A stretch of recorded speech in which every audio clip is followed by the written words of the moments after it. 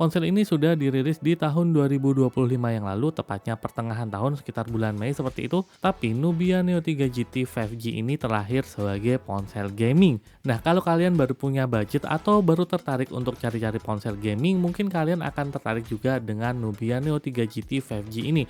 Tapi kira-kira apakah ponsel ini worth it untuk digunakan di tahun 2026 ini? Hal pertama yang saya suka dari ponsel ini adalah build quality-nya. Ya memang ponsel ini semuanya tuh terbuat dari plastik.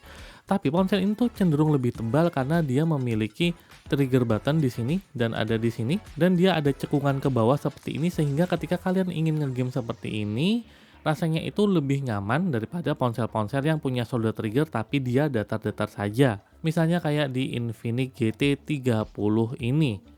Kehadiran solder trigger ini membuat ponsel ini memiliki ketebalan yang saya rasa cukup tebal daripada ponsel-ponsel pada umumnya, tapi itu merupakan hal positif karena ponsel ini terasa solid di tangan walaupun semuanya terbuat dari plastik, dan dia ya amat-amat solid aja, nggak ada suara krak-krik seperti itu, sehingga ketika kalian ngegenggam ponsel ini dia terasa amat sangat solid di tangan. Namun hal yang tidak terlalu saya suka adalah di pinggirannya ini tuh cenderung terasa seperti agak tajam seperti itu, nggak dibuat agak melengkung, dia cenderung tajam, sehingga kalau kalian baru pertama kali megang ponsel ini mungkin rasanya itu nggak akan terlalu nyaman di tangan. Saya rasa kalian butuh penyesuaian aja, seiring berjalannya waktu kalian akan bisa menyesuaikan diri dengan ponsel ini. Untuk di bagian atas di sini ada satu mikrofon, kemudian di bagian sisi samping sini ada solder trigger, ada dua, kemudian ada volume button dan ada tombol on off. Kemudian di bawah sini ada speaker, kemudian ada port USB Type-C, ada mikrofon dan ada SIM tray. Sedangkan di sisi kirinya ini polos-polos saja. Nah, yang nggak saya suka dari desainnya secara keseluruhan adalah penempatan solder trigger ini yang ada di atas. Ketika kalian main seperti ini, dia itu akan menutup speaker bagian bawah seperti ini. Jadi, kadang kalau kalian ngegame dengan menggunakan solder trigger, ini dia akan ngeblok speaker bagian bawah sini dan suaranya akan agak mendem seperti itu. Ponsel ini sendiri dibekali dengan prosesor Unisoc T9100 dengan RAM 8GB dan penyimpanan 256GB. Ya, untuk prosesornya adalah prosesor kelas menengah dan ini sudah 5G, tapi ini kurang lebih setara dengan MediaTek Helio G100 atau G200, sehingga kalian bisa membayangkan gimana performa ngegamenya dari ponsel ini, walaupun memang ponsel ini punya seabrek fitur game yang sangat-sangat melimpah. Untuk detail fitur game dan tes game kalian bisa lihat aja di video saya lainnya, tapi di sini saya akan meng-highlight beberapa game yang sering saya mainkan di ponsel ini. Untuk Mobile Legends, ponsel ini bisa menjalankan di 120 fps dan bisa berjalan tanpa masalah hampir kurang lebih 1 jam saya mainin game tersebut. So, kalau kalian ingin main Mobile Legends di sini, kalian bisa dapat 120 fps. Kemudian untuk PUBG, sayangnya ponsel ini cuma bisa menjalankan itu di 60 fps aja dengan settingan smooth dan grafis dengan fps yang ekstrim. Walaupun demikian, saya tidak terlalu ada masalah kalau main game PUBG dengan 60 fps. Mungkin kalian yang cukup kompetitif mungkin akan merasa terganggu karena ini cuma 60 fps, enggak 90 ataupun 120. Tapi untuk saya ini completely fine saja. Jadi untuk orang-orang yang casual kayak saya mungkin masih merasa oke-oke saja. Nah, yang amat disayangkan ketika main Delta Force. Di sini ponsel ini cuma mendukung hingga 30 fps doang. Saya berharap ponsel ini bisa sampai 60 fps, tapi sayangnya untuk settingan fps yang tertingginya itu dia mentok di 30 doang. Ya, sekali lagi untuk orang-orang yang bermain casual seperti saya tidak terlalu mempermasalahkan hal tersebut. Saya masih bisa enjoy nge-game di sini, apalagi dia punya solder trigger. Tapi mungkin untuk beberapa orang akan cukup menyesal karena di range harga ponsel ini kalian sudah bisa mendapatkan ponsel-ponsel yang memiliki kemampuan untuk memainkan Delta Force di atas 30 fps, mungkin di 60 ataupun 90. Jadi ini mungkin agak mengecewakan untuk beberapa orang. Sedangkan untuk game-game berat seperti Genshin Impact, ya saya rasa kalian harus menahan ekspektasi kalian karena game-game berat seperti itu hanya bisa dijalankan dengan settingan terendahnya, dan sayangnya ketika saya set ke 60 fps ternyata dia hanya dapat di sekitar 40-an FPS. Ya, memang saya cukup menyadari bahwa ponsel ini tidak ditujukan untuk game-game seberat itu, karena ponsel ini tuh spesialisasinya di titel-titel e-sport seperti Mobile Legends, Call of Duty, Delta Force, sampai PUBG. Untuk ketahanan baterainya ketika saya pakai untuk ya aplikasi harian, sosmed, terus ngegame kayak gitu, saya bisa mendapatkan screen on time itu 7 jam lebih 8 menit dengan sisa baterai 19%.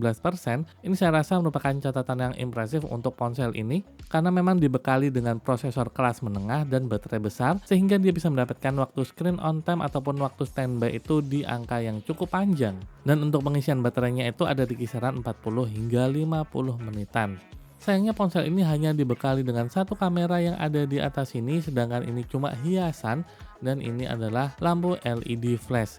Untuk hasilnya gimana? Saya bisa katakan hasilnya ini kayak HP di harga 1,5 jutaan.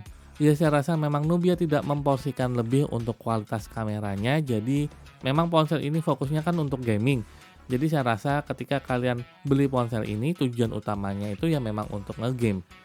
Dan bisa dimaklumi kalau memang punya kualitas kamera yang ya bisa dikatakan ala kadarnya seperti itu.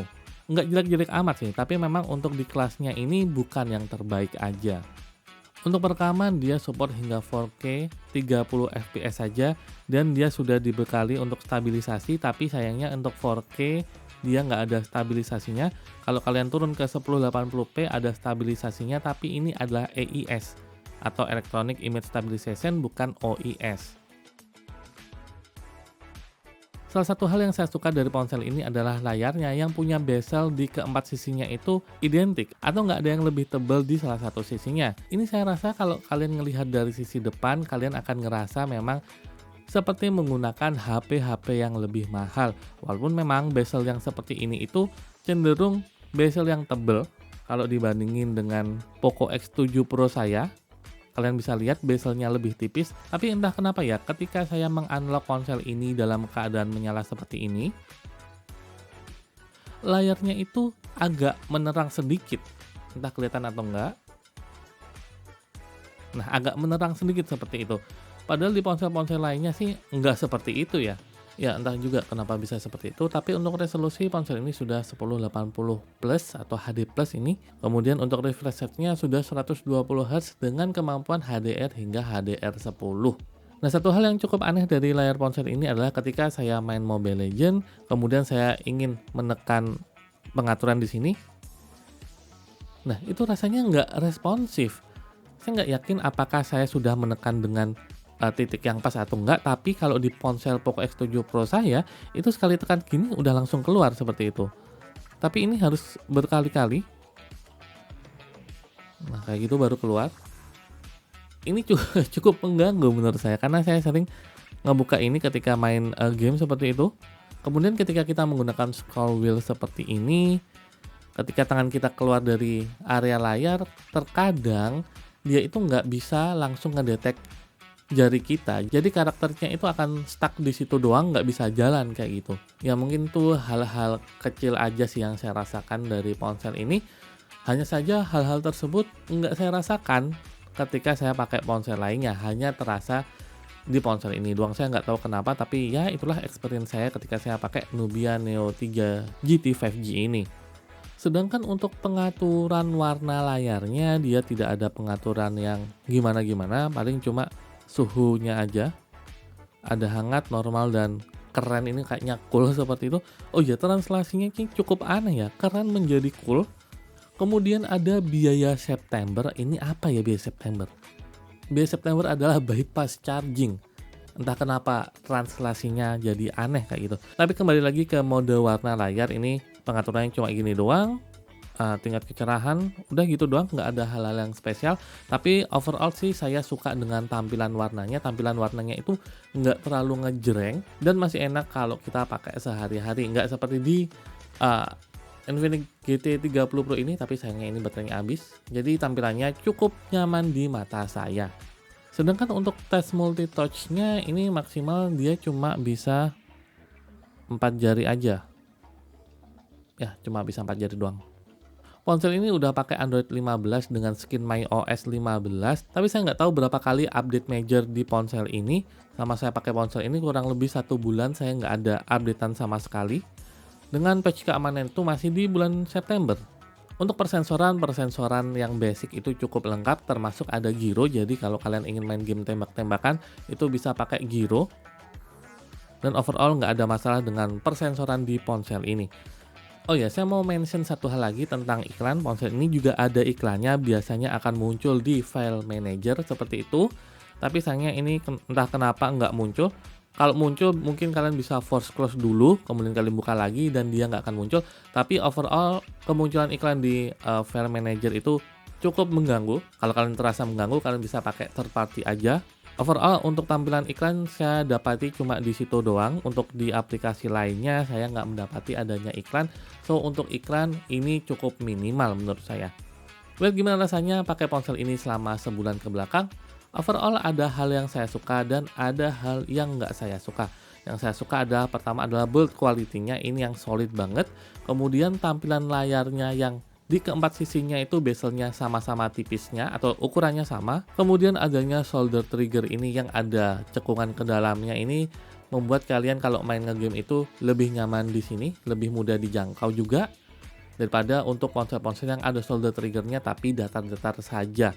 Nah, yang nggak saya suka adalah kameranya. Kameranya ini biasa-biasa aja menurut saya, tapi memang saya menyadari juga bahwa ponsel ini memang ditujukan untuk game. Kedua adalah penempatan speaker yang ada di bawah sini, sehingga ketika kita ingin main dengan shoulder trigger seperti ini, speakernya itu akan keblok, sehingga suara yang dihasilkan akan mendem. Kalau kalian ingin suara yang maksimal, kalian bisa balik aja tapi tidak menggunakan shoulder trigger, atau kalian belajar menggunakan shoulder trigger di bawah sini, atau cara gampang ya pakai TWS ataupun port audio Type C di sini. Oh ya, dan satu lagi hal positifnya adalah ponsel ini punya baterai yang cukup awet menurut saya dengan performa kelas menengahnya, sehingga dia bisa mendapatkan screen on time dan waktu standby yang lebih lama. So overall kalau kalian ingin mencari ponsel gaming yang cukup murah, affordable, dan baterainya tahan lama, saya bisa rekomendasikan untuk Nubia Neo 3 GT 5G ini. Saran saya sih cari second saja karena ini sudah bulan Januari 2026. Pastinya banyak yang jual second, dan kalau kalian mendapatkan di kisaran harga 2,5 juta ke bawah lah, karena harga barunya ini kalau kalian lagi diskon bisa dapat 2,5. Kalau kalian bisa mendapatkan second di bawah 2,5 juta, apalagi masuk ke 1.900.000 sekian seperti itu sikat aja sih menurut saya. Oke, mungkin itu aja yang saya mau share mengenai pengalaman saya pakai Nubia Neo 3 GT 5G ini. Kalau ada pertanyaan, silahkan tinggalkan pertanyaan kalian di kolom komentar.